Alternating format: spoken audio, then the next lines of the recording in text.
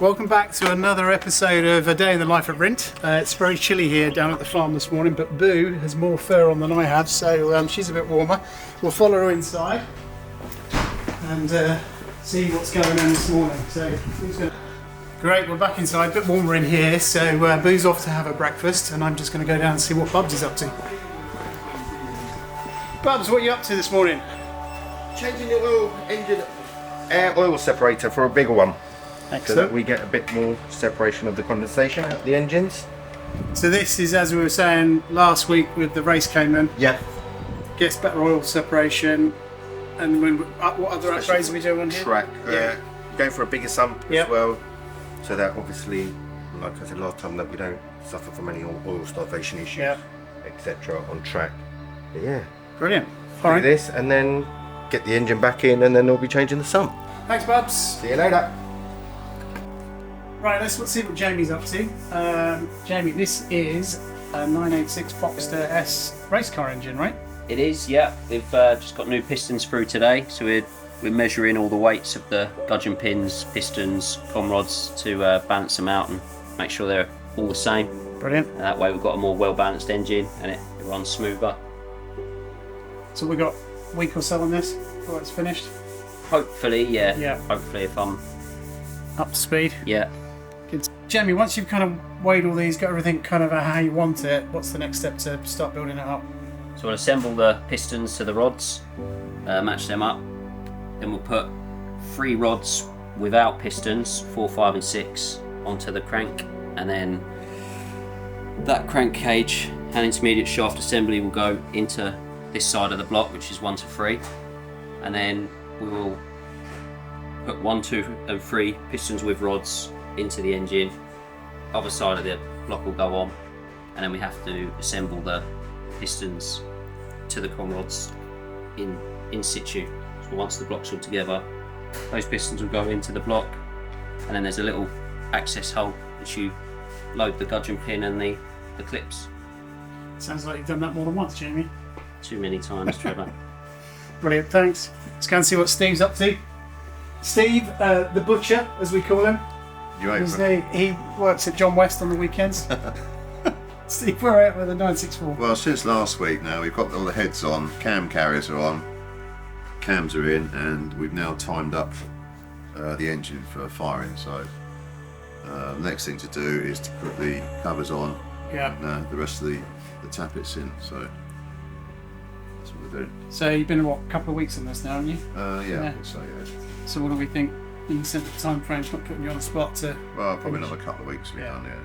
There's a lot of ancillary stuff to go on it. Yeah. Great, fantastic. Yep. Get rid of that cold. Yeah, that'd be nice. So we're delighted to have Jonathan, the founder of Group 4 Wheels, with us today. We've been working with Jonathan for about a year now, and putting Group 4 Wheels in a lot of our build cars, if not all of them, I guess, in the last 12 months. But we're really excited to have Jonathan down today because he's launching a new wheel. What we decided to do is pop it on this 912, which is actually Tom Exton's TGTV's 912 for the reveal. So I'm going to reveal the new wheel, and then what we're going to do is have a chat about where that wheel came from and why it's come about. So let's just do that. Excellent. Now, to the untrained eye, this could almost look like a regular Fuchs wheel, couldn't it? Yeah, pretty much. Yeah, but so what you'll see is the difference here. This was the original design proposal to the Porsche board in '65, and it's sort of a cross between a torque thrust wheel and the regular Fuchs. I.e., you can see the raised spokes that then got rejected, and it went to the regular Fuchs that we all know and have come to love. But this was the original design proposal, as I said. This has actually been painted by yourselves. Yep. They've added in the black kettles, bits in between the spokes, as that's what you wanted to do. but this will be a wheel that will be launching initially in a 6x15, ideal for the short wheelbase long hood cars, and may well expand it to other widths and possibly other diameters. Stunning. I think it looks amazing on this car, and I guess the other thing we can announce today is that we this morning shook hands, we'll shake hands again, on building Yes. you the Group 4 Wheels car. Yeah, We're no, gonna that's moving forward. really excited about that. I've waited a long time. It's taken a long time to find the right partner to actually do the build with. So yeah, I'm really excited about that. And just to note, you can do a search for this wheel.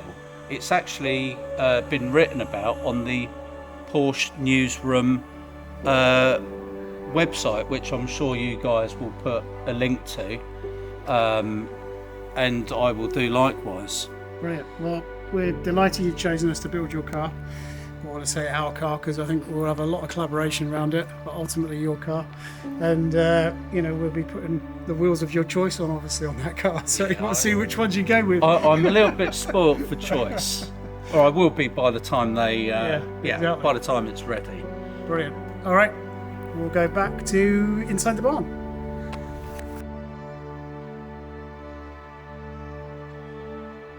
Fabrication shop. We're going to see how Ludo and Cornell have been doing with the cars that they're currently working on.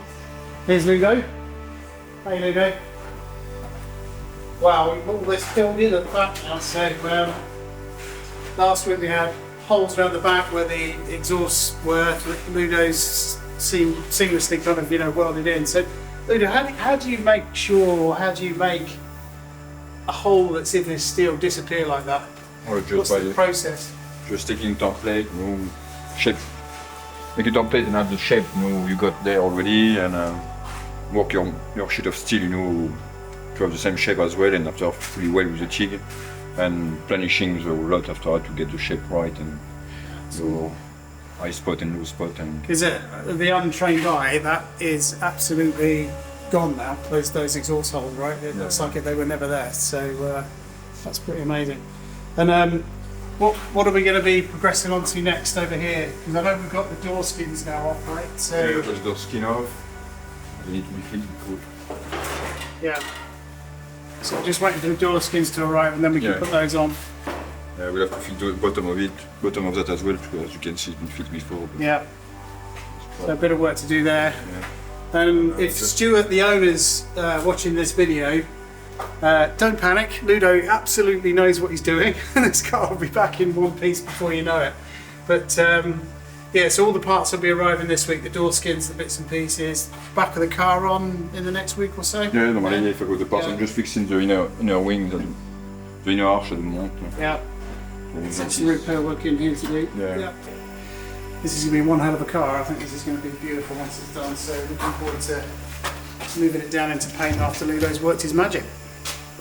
So let's see how Cornell's getting on. So Cornell, what are you doing on the Targa today? Well, today I have to deal with seal panels, with inner seal panel, front panel. It's a massive bit is missing. Luckily we have a new parts, we have a new section, and afterwards I have to build the inner fender and seal panels on. Afterwards, put the rear quarter on, make the gaps, everything. This one is going to be, I'm waiting for extension, wing extension. Oh, it's going to be wide-bodied now, Yeah, it's isn't going it? to be wide-bodied, and soon it's going to be a nice shape, nice car. But yeah, till that Working point, from the inside out, basically. yeah, because it's a lot of Work on the inside. rust on it. Just Yeah. try to get rid of much as we can, and up to that point is plenty of work to be done. That's going to be a lovely car again. Yeah. Well worth saving. We are getting there slowly. Brilliant. Thanks a lot. Welcome. Brilliant. Right, so that's fabrication. Let's go down and see what's going on in paint.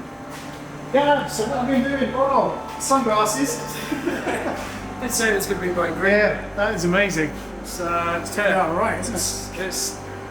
This is exactly how I would build one. In your face, wide body. It just looks cool. It just looks It's extra. going to be amazing, isn't it? And that's without front wings on. And are those sprayed up yet, the wings, or not? Oh yeah, No, you still get those. that'll be this week's work. Yeah. Yeah, we get the shells done first, obviously, and then the panels, and then bolt the panels straight back on. But yeah, end of the week, we'll have a fully green car. Yeah, it's looking amazing, absolutely amazing. I didn't think it would look as good as it is on that car, to be honest, but that is now stunning. It's just, wow. Yeah. And in the booth, we've got a freshly painted, we can't go in there, right? It is So- very wet. Very wet, silver 1973 Targa, I Yeah, think. Yeah. it's going to be a nice one. That's, again, this week we'll get that one polished up. And that will be almost finished by the end of the week. So we'll have another couple of shells to take down the road. Brilliant. Right, we'll look forward to seeing those in next week's episode. Thanks a lot. Cheers, Gav. Brilliant. Well, let's go and see what's going on down in the trim room with James. Okay, last but not least, we're back in the trim room. We saw James working on the blue Vesta mod last week. That's all done now, so James has switched over to the black Vesta mod, which is kind of probably the next car that's going to go out the door in the next month or so, or end of March, beginning of April. So James, black on the outside, black on the inside. So what are we doing inside that car? More black. More black. Black and black. and more black. Yeah, so we've got seat bottoms, standard 964 seats, black on the outside, Alcantara. Yeah, perforated Levels. Alcantara in the centres. Yeah, Done a little bit of Alcantara on the centre console as well, and a little bit of relief on the door lock, like I did with the blue one. so you're working I think on that's it door for cards now? Alcantara, but Yeah. I am working on the back panel at the moment. Right. That goes on the sort of bulkhead at the back, which will have the speakers on it and the wiper motor underneath it and inertia reels and all the rest of that.